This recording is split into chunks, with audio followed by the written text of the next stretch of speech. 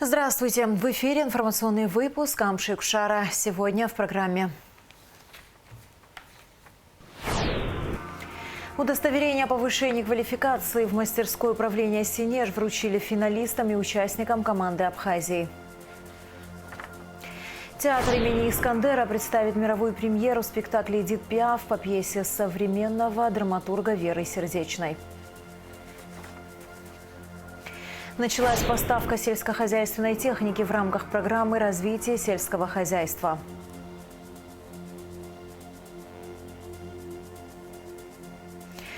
Абхазскому поэту Раулю Лассурия в этом году исполнилось бы 80 лет. Памяти поэта посвящалась конференция, которая прошла в Абиги. Бадра Гунба принял генерального директора президентской платформы «Россия. Страна возможностей», ректора мастерской управления «Синеж» Андрея Бетина, который прибыл в Абхазию для участия в церемонии вручения удостоверений о повышении квалификации в мастерской управления «Синеж» финалистам и участникам конкурса управленцев команды Абхазии. Благодарю за ту поддержку, которую вы оказываете системным образом. Действительно, за этот небольшой промежуток проделана огромная работа. Сегодня мы все подводим итоги образовательного модуля. И сегодня в рамках нашего взаимодействия, очень тесного взаимодействия с главным нашим стратегическим союзником, с Великой Россией, за этим же стоят тоже люди, которые формируют этот высокий уровень взаимодействия, отношения. И в этом смысле мы и далее намерены нарабатывать еще больше. Старт реализации тех уникальных проектов, я не побоюсь именно так назвать, которые мы провели за несколько месяцев на территории Абхазии, был дан при поддержке президента Российской Федерации Владимира Владимировича Путина. Именно уникальность этого проекта позволила нам сменить акценты и применить новый инструментарий в формировании, в том числе и в рамках кадровой политики. Поздравляю. Спасибо большое, что в своем плотном графике всегда находите время. Для меня это большая честь и уважение с вашей стороны, которое мы, безусловно, подвести не можем. Еще раз вам спасибо большое, что когда-то обратились к Владимиру Владимировичу и было принято решение по вашей инициативе включить нас в процесс ряда образовательных программ с управленческими компетенциями, создания ряда проектов по роду и подобию, методикам и технологиям, которые делаются в Российской Федерации. И сегодня, если вы позволите, я со своей стороны, как руководитель президентской платформы «Россия. Страна возможностей» в России, как ректор мастерской управления «Синеж», позволю себе, с вашего позволения, дать очень высокую оценку уровню и статуса компетенции всех тех участников, финалистов и, я скажу, даже не просто коллег, а друзей, которые проходят образовательные программы. Имею право об этом говорить, потому что, как руководитель, приходится сравнивать показатели тех или иных управленцев. И управленцы из Абхазии достаточно очень на высоком уровне. Финалистам и участникам конкурса команды Абхазии в торжественной обстановке вручили удостоверение о повышении квалификации в мастерской управления «Синеж». В церемонии приняли участие президент Бадра Гунба и генеральный директор президентской платформы «Россия. Страна возможностей», ректор мастерской управления «Синеж» Андрей Бетин. Финалистами конкурса команды Абхазии стали 80 человек. 22 победителя были включены в кадровый резерв президента Абхазии. Они прошли 3 интенсивных образовательных модуля, а также стажировки в 5 регионах Российской Федерации, где изучали передовые практики государственного управления.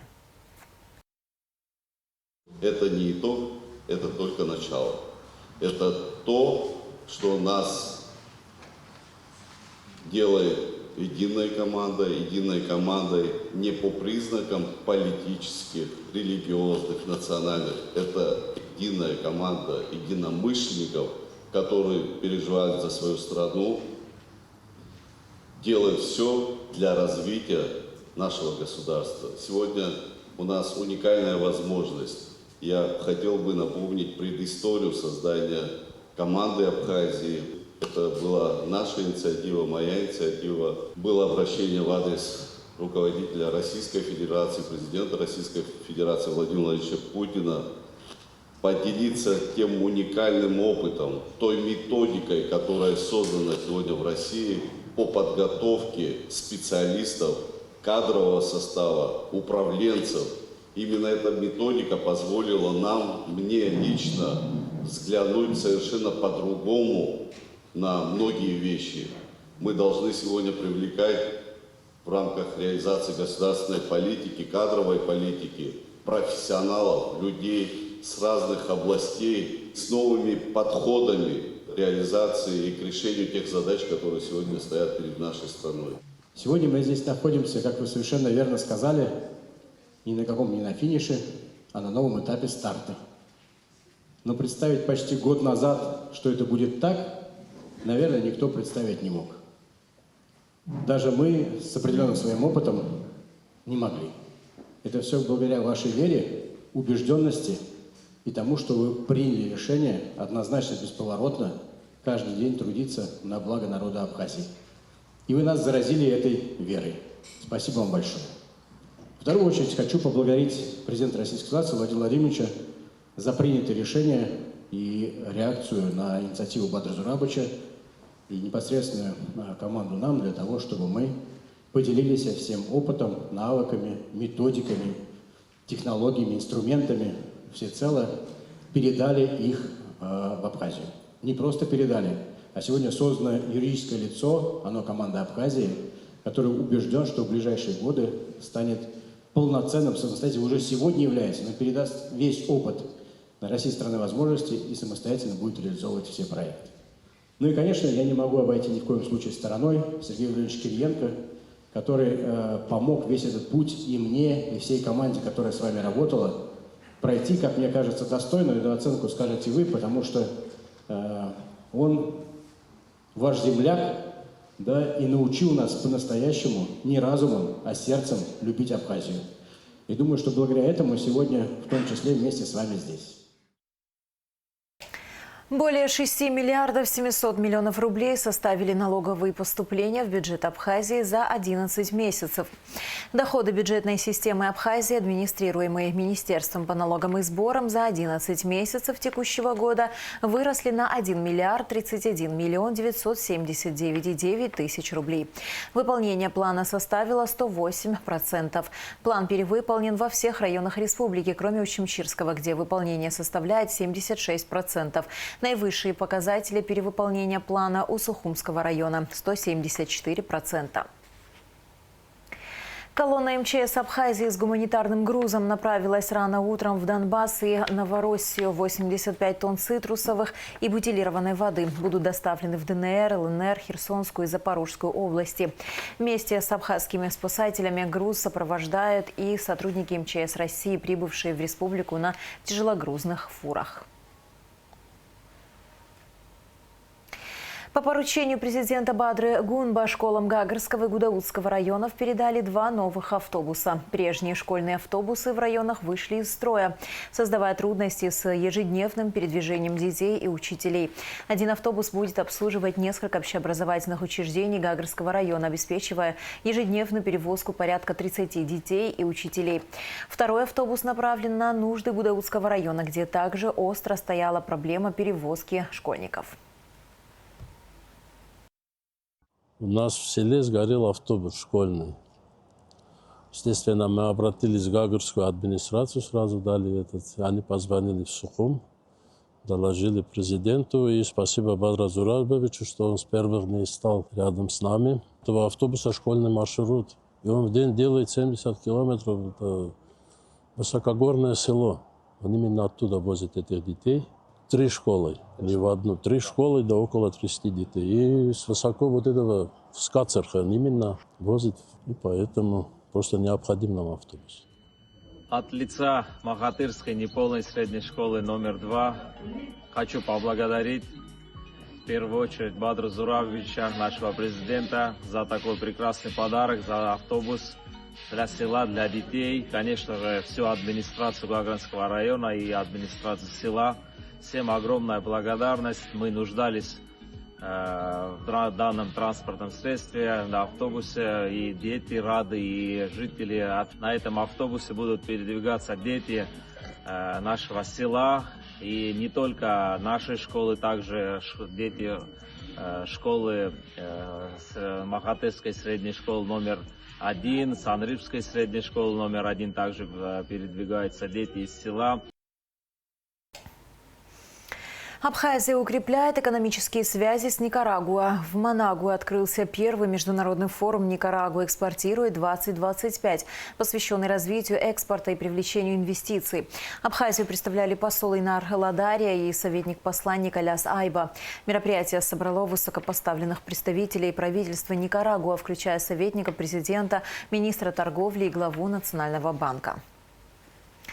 38 мини-единиц тракторов различных мощностей, 126 единиц мотоблоков и около 600 единиц различных орудий. К ним закуплено в рамках реализации программы развития сельского хозяйства. В этом году на получение мини-техники одобрено более 100 проектов для сельчан во всех районах республики. Поставка сельскохозяйственной техники в Абхазии уже началась. Общая сумма затрат на ее приобретение составила более 55 миллионов рублей. О дате выдачи техники участникам программы будет сообщено дополнительно. Эта техника предназначена для наших участников нашей программы. Хочу сказать, что она завозится, около 30% уже находится на складе. Победитель нашего тендера по поставкам практически занимается доставкой уже в Абхазии. Ну, вы понимаете, столько единиц техники, их надо завозить на специальном автотранспорте, поэтому быстро и одним разом это невозможно. И поэтому, возможно, мы это будем передавать участникам проектов после Нового года, после праздничных дней, потому как сейчас необходимости в этой технике сейчас зимой у них нет. И чтобы это спокойно, более аккуратно, без повреждений, с объяснением, как это пользоваться, вот таким образом хотим передать. Если у нас получится до Нового года, мы и до Нового года передадим. За каждым этим проектом стоит определенный труд наших специалистов, потому как они все выезжали на место, то есть прежде чем изучить этот проект, потому как уже заявление было принято, изучили, что это такая техника этому крестьянину необходима, что она нужна, полезна для развития его подсобного хозяйства. И поэтому вот после того, как оно было принято, был объявлен конкурс, тендер, и все это вот таким образом поступает. У нас, к сожалению, есть много отказов. Это тем, кто обычно просто так хотел приобрести технику, красивый мини-трактор, там дома украсить, там что-то или для других целей. Но мы тщательно это изучаем, поэтому таким вот образом это, я думаю, хорошее подспорье нашим крестьянам. В городе Учимчира будет открыт музей боевой славы, посвященный событиям Отечественной войны народа Абхазии. Инициатива создания музея получила широкую поддержку со стороны администрации района, государства, общественности и ветеранов. Подробности в следующем репортаже. Учимчира – город с богатой и большой историей. Его жители прошли через многое, а в военные годы им пришлось особенно тяжело. Эти улицы и близлежащие населенные пункты хранят память о сотнях искалеченных судеб и подвигах защитников Отечества. Во имя сохранения этой памяти здесь откроют музей боевой славы. Инициатива создания подобного объекта получила широкую поддержку со стороны администрации района, государства, общественности и ветеранов. С 2022 года отдел образования вместе с Бесланом Бегловым проводили очень много массовых патриотических мероприятий. Светлана Сарапионовна рядом, соратник, которая все время была рядом. Мы большую работу провели по увековечиванию памяти добровольцев. Хочу очень отметить, что помогала Астанда Чопуа, Камила Квициния. Устав был написан и отредактирован Андрей Гуния. Это юрист Кабинета министров. И многих хочу я перечислить, чтобы я вот просто не забыла. Это те люди, которые нас поддерживали. Спасибо большое администрации района.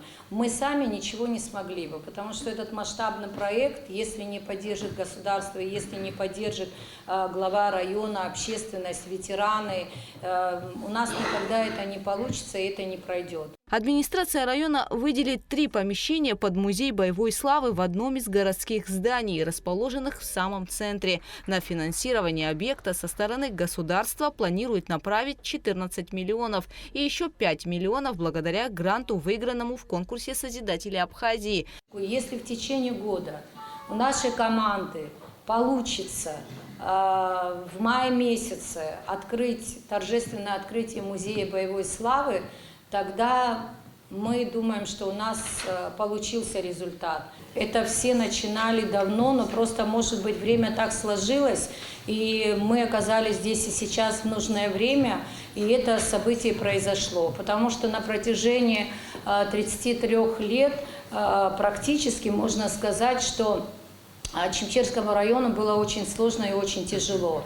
Наши предшественники, у них не получалось, так как все время до провозглашения независимости мы находились всегда в состоянии страха, и невозможно было найти средства на то, чтобы, наверное, создать вот этот музей боевой славы. Сообщество водителей и трансфера республики также финансово поддержало идею создания музея, перечислив 150 тысяч рублей. Планируется строительство отдельного здания, а оформление и оборудование помещения под музей боевой славы останутся за объектом. Гугу Цавардания, Аляс Курсая, Анатолий Малания, Абхазское телевидение. Житель села Псахара подозревается в сбытии наркотических средств в крупном размере. Он задержан, возбуждено уголовное дело. Задержан житель села Псахара Айба Олег Витальевич, 1993 года рождения. Последний подозревается в сбытии наркотических средств в крупном размере. При личном досмотре у мужчины был изъят сотовый телефон с данными геолокации мест, сделанных так называемых тайных закладок. Разыскные мероприятия и задержания осуществили сотрудники УКОН МВД совместно с СГБ республики, которые оперативным путем установили, что гражданин Айба занимался распространением наркотических средств на территории Абхазии. С места ранее сделанных тайных закладок, а именно в селе Яштуха Сухумского района, обнаружено изъято 4 свертка с наркотическим средством метадон и 2 свертка с наркотическим средством мефедрон. В отношении Олега Айба по признакам состава преступления, предусмотренного пунктом Б части 2 статьи 224 Уголовного кодекса Республики, возбуждено уголовное дело. Расследование проводит следственная группа отдела внутренних дел по Сухумскому району. Подозреваемый содержится под стражей. Абхазскому поэту Раулю Ласуре в этом году исполнилось бы 80 лет. Памяти поэта посвящалась конференция, которая прошла в Абиги. Яна Шакая расскажет подробности. Рауль Ласуре родился в селе Кутол Ачимчирского района. Известному поэту-лирику исполнилось бы 80 лет. Поэт является автором нескольких сборников стихов «Ночное стекло», «Звездное дерево», «Мое кольцо на день рождения», «Год любви», «Роза ветров», «Урашан», «Сирма и роза» и другие. В 2011 году был опубликован сборник «Избранные стихи», включающий большинство его произведений. Рауль Ласуре писал на родном абхазском языке. Абрис дохаш тахцу, ари слахинца чапхахцу. Аберташ хуис коже, ушаа, жохрон заштичка на ибзени здорово, что рызыге, а как алаянкыланы, шаряхланзы, срокопландыз, срыпхаландыз, зухош кобдара.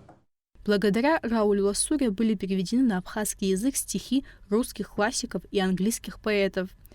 Произведения Федора Тютчева, Александра Блока, Роберта Бернса заговорили на абхазском языке. Более 16 лет Рауль Ласуре работал ответственным секретарем редакции журнала «Алашара». Внес значительный вклад в развитие детского журнала «Амцебс». С 2003 года он назначен директором Литфонда Ассоциации писателей Абхазии. С первых же дней, конечно, до начала работы в Абхазском институте ЕВО, я был знаком, очень такой приятный человек, который не умел себя показывать, что он что-то сделал для развития абхазского языка, для художественной литературы, для науки, для перевода. Очень был скромный. Но когда он начал работать здесь, ему приходилось редактировать. Его редакторская работа настолько не обижая автора, не принеся какие-либо свое «я», что я что-то могу большее. Знаете, он просто вот беседуя, редактировал, настолько он улучшался. Он настолько глубоко знал абхазский язык, владел языком, что с ученым, с поэтом, с писателем, с журналистом все с ним были согласны. На конференции в честь юбилея поэта присутствовали его родные, друзья и коллеги. Дочь поэта выразила благодарность организаторам за теплый прием и сохранение памяти о поэте. Здание, в котором это мероприятие проходит, Институт гуманитарных исследований имени Дмитрия Гуля, это место, где мой отец проработал на протяжении многих лет. И, конечно же, это знаковое место было для него. Сегодня на этом мероприятии присутствуют люди, которых он хорошо знал, которые были близки ему, и они делились своими воспоминаниями. Можно сказать, что некоторые вещи мы, его семья, услышали впервые. Лично я очень была растрогана некоторыми воспоминаниями. И, безусловно, для нас это очень важный момент. Хочется выразить огромную благодарность еще раз за то, что память поэтов, писателей в лице Рауля Ласуря, которых сегодня рядом с нами нет, не забывают, периодически вспоминают. Мне кажется, это очень важный момент для того, чтобы подрастающее поколение знала о людях, которые были патриотами своей страны и делали все возможное, чтобы абхазскую поэзию поднять на новый уровень. Рауль Ласуря ушел из жизни в 2014 году на 7-м десятке лет. Яна Шака, Рамо Камке, Абхазское телевидение. Театр имени Фазили Искандера представит мировую премьеру спектакля «Эдит Пиаф» 19 и 20 декабря по пьесе современного драматурга Веры Сердечной. Постановка обещает быть яркой и зрелищной, ведь все песни знаменитой певицы будут исполнены вживую. Кроме того, зрителей ждет выразительная сценография и костюмы, захватывающий сюжет, эффектные хореографические номера. Кугуца Вардания расскажет детали. Маленькая женщина с печальными глазами. Эдит Пиаф стала не только королевой шансона, но и голосом самой Франции в тревожные и сложные годы 20 века. О чем бы ни пела Пиаф, в каждой песне она открывала свою душу. Эта искренность и клокочущий мощный голос завоевывали сердца. Даже сейчас ее голос, раздающийся сквозь шум и помехи старой звукозаписи, заставляет трепетать и вызывает мурашки по коже. Песни Эдит Пиаф звучат сегодня на сцене Государственного русского драматического театра в Сухуме в живом исполнении актрисы с уникальными вокальными данными Лаиды Тыркба. Русдрам готовится к большой премьере.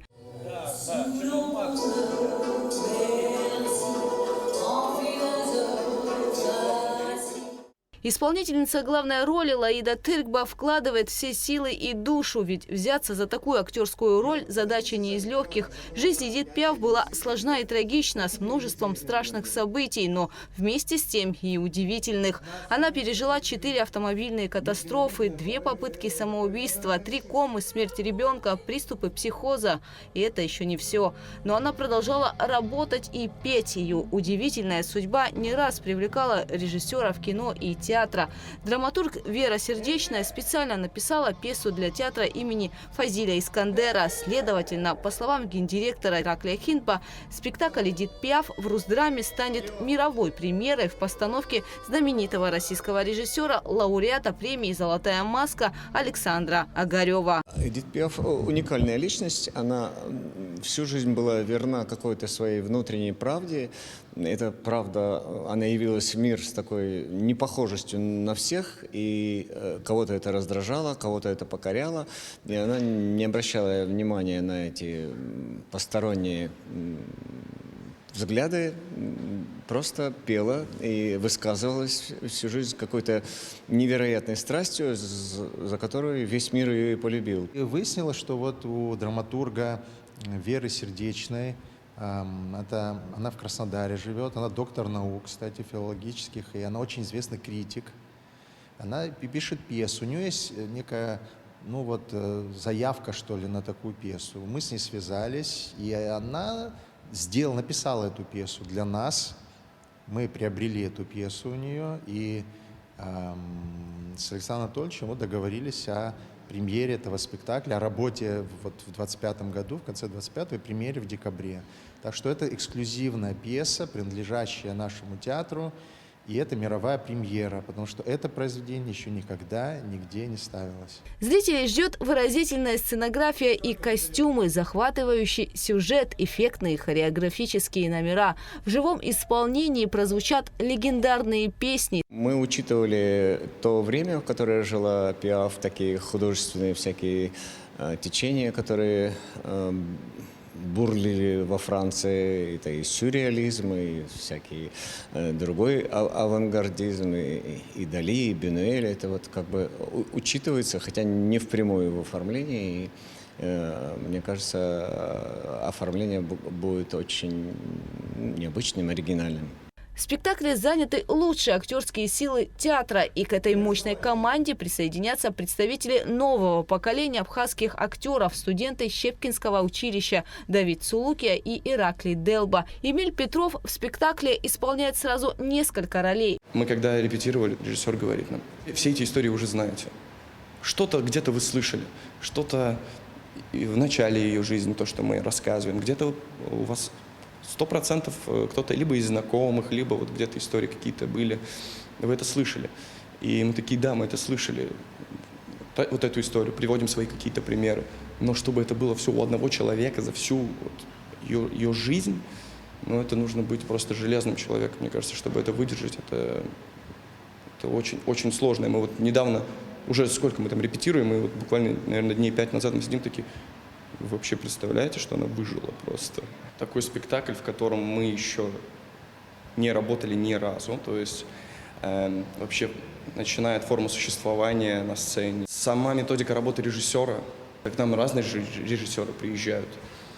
И школы у нас и московские, и питерские, и у каждого режиссера вообще свое видение того театра, который он несет. И ощущение было, что мы уже и так поработали, и так поработали, и так поработали. Что может быть новое?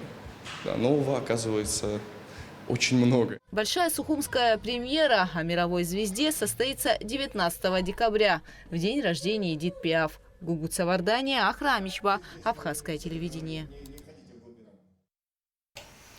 16-летию представительства Россотрудничества в Абхазии и столетию народной дипломатии был посвящен гала-концерт российско-абхазской дружбы, который прошел накануне в Абхазской госфилармонии. На одной сцене выступили знаменитые абхазские и российские артисты, организаторы представительства Россотрудничества в Республике Абхазия при поддержке Министерства культуры. На праздничном мероприятии побывала Элита Рутюнян. До начала концерта с приветственным словом присутствующим обратился Михаил Шургалин, чрезвычайный полномочный посол Российской Федерации в Республике Абхазия, отметив, что именно 100 лет назад, в 1925 году, было создано Всесоюзное общество культурной связи за границей. За годы своего существования это общество несколько раз меняло свое название, и сегодня, как всем известно, оно называется Федеральное агентство по делам Содружества независимых государств, соотечественников, проживающих за рубежом, и по международному гуманитарному сотрудничеству. А сокращенное название, безусловно, известно всем, это Россотрудничество. Нынешнее Россотрудничество, действующее под эгидой Министерства иностранных дел Российской Федерации, было образовано в 2008 году. И почти сразу же, 18 декабря 2009 года, было создано представительство этого агентства в Республике Абхазия. Поздравляем Россотрудничество со столетием, а его представительство в Сухуме с 16-летием. Его руководителя представительства Россотрудничества в Республике Абхазия Татьяна Степанова поприветствовала присутствующих от лица представительства Россотрудничества в Абхазии, выразив особую благодарность правительству за поддержку и отдельно Министерству культуры за реализацию совместных проектов. Все эти годы мы выстраиваем мосты между нашими народами через разнообразные проекты. Знаковые традиции сотрудничества, основанные на общей истории, культуре и ценностях. Мы активно работаем над тем, чтобы содействовать обмену опытом и идеями. Культура всегда была и будет мощным инструментом для укрепления дружеских связей. А сегодняшний концерт – яркое тому подтверждение. Отмечая столетие народной дипломатии, мы подтверждаем свою приверженность ценностям, объединяющим Абхазию и Россию. Это уважение, добрососедство, творчество, открытость, стремление к созиданию, подчеркнул в своем выступлении министр культуры Даур Ковы. Сегодня Россотрудничество с достоинством продолжает дело своих предшественников, развивает международные культурные проекты, поддерживает обмены, создает новые возможности для взаимодействия, в том числе и для Абхазии. Мы высоко ценим вклад, который эта деятельность вносит в укрепление российско-абхазской дружбы и развитие сотрудничества между нашими народами. Не только зрители, но и артисты ждали начала концерта, чтобы порадовать присутствующих и подарить им хорошее настроение. Среди них Ливан Пхаладзе, полуфиналист и эксперт вокального шоу «Ну-ка все вместе на России-1» и полуфиналист белорусского вокального шоу. Выступаю я довольно-таки часто. Начал сейчас после проектов, меня очень много приглашают. И это большая возможность выступить у себя на родине для нашей аудитории, потому что я очень часто концертирую и со своей программой, и участвую в больших масштабных проектах в России и представляю нашу родину.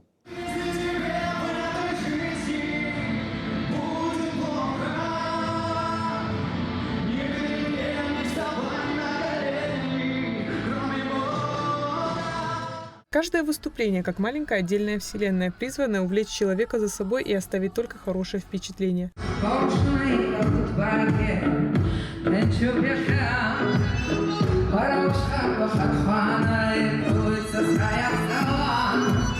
Организаторы – представительство Россотрудничества в Республике Абхазия при поддержке Министерства культуры Республики Абхазия, а Элита Арутинен Рамукамки, Абхазское телевидение. 19 декабря с 11 до 18 часов в ресторане «Магнолия» пройдет праздничная предновогодняя ярмарка руками женщины. Торгово-промышленная палата Абхазии приглашает всех талантливых мастеров, рукодельниц и ремесленников, обладающих уникальной продукцией, стать частью этого яркого мероприятия и показать свои, в том числе эксклюзивные изделия. Уже больше недели в акватории Сухума водолазы ищут тело Важи Зарандия, которого при невыясненных пока обстоятельствах унесла вода. Важа Илларионович Зарандия – государственный деятель Абхазии, много сделавший для становления и развития нашей молодой республики. Незадолго до Отечественной войны народа Абхазии 5 мая 1992 года постановлением Верховного Совета под председательством Владислава Ардзенба Иван Зарандия был назначен председателем Совета министров Абхазии. На этой должности он пребывал весь период войны с Грузией. С декабря 1993 по апрель 1994 работал главой администрации Галского района. Жизни и деятельности Важи Зарандия посвящена передача из архива абхазского телевидения, которую вы можете посмотреть сегодня после новостей. И в завершении выпуска о погоде.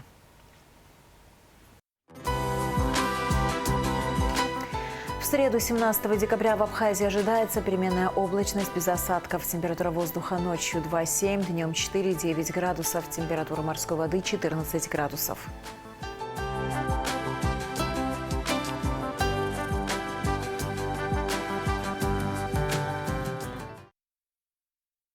На этом наш выпуск завершен. До скорых встреч в эфире.